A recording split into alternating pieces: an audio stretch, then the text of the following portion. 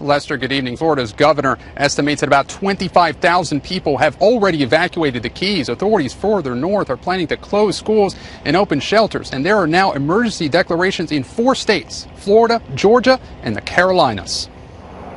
South Florida now in Irma's destructive path as the ferocious storm shows no signs of weakening. The quicker we get out of here, the better. In the Florida Keys, an exodus is underway. Tonight, mandatory evacuation orders in effect. Businesses boarding up. Thousands cramming onto US 1, the only way out. We're evacuating. 5's a little too scary. It's a madhouse.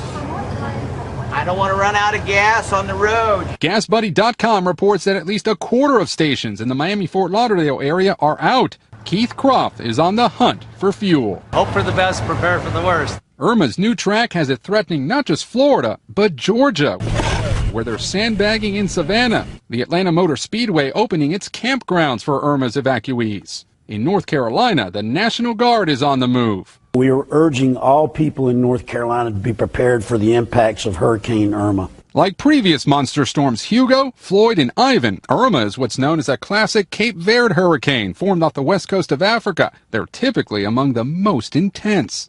This storm is bigger, faster, and stronger than Hurricane Andrew.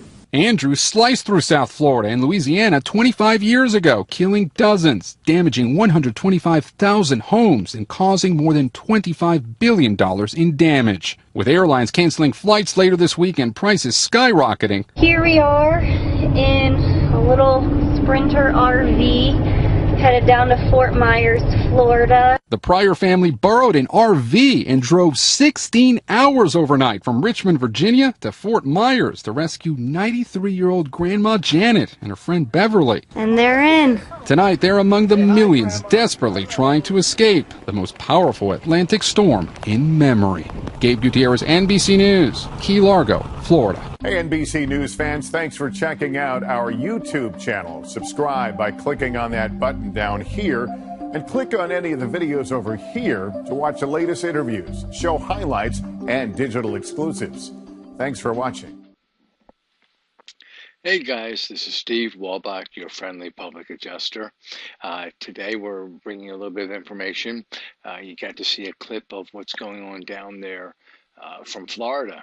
We're looking at Irma and being a Cat 5 hurricane. This thing is going to be creating a lot of devastation. We saw how much happened with Harvey. Well, this one is actually worse. Different models were originally showing that it might just hit the bare coast of it. Now it looks like it's going to come right up Florida and come along, make it into some other states as well. Things that you should be doing if you are in that area right now is, number one, evacuating. The order has been given. Please pack up and leave. It's not worth hanging in there. The home, whatever happens, will happen. Some things you should do in the meantime, though, as you are packing up and leaving, is, of course, you should, if you have different types of prescriptions, make sure that you get those filled so that you have a supply of a week or so. Hopefully it would not be that long, but just in case, make sure that you get those packed for those that are taking routine daily prescriptions. It's very important. Also, as far as paperwork goes, gather up insurance policies, deeds to the house, car paperwork, any types of things that are like a major single purchase that you would not have in a safe deposit box. Pack those up. They will not take up much room, and you have those with you for safeguard. So we're preparing for the worst here. And also, for those of you who have family pets, very important, make arrangements. Where can you get those pets relocated? Are you able to take those pets with you during the evacuation and where your destination is? If not, you need to make other arrangements. You can't leave the pets home at your house there. That's not going to work. That's only setting yourself up for some some unfortunate circumstances down the road. So, folks, we have the warning. Please be careful. Heed them. Do not linger. Gasoline is going to be bad. There is over 25% of stations are already completely out, and it will rise. We're going to get upwards of 40% of stations, and eventually there's not going to be much of anything for the moment. They're looking for that to hit in the next couple of days, so we need to evacuate, get the area secured as best as we can, and make sure that priority one is save human life. This is a very serious event, and we hope that everyone will cooperate and pull together so that everyone makes it out with no problem. And when it's all said and done, through the different states, you will have to go back, and it will be time to pick up the pieces.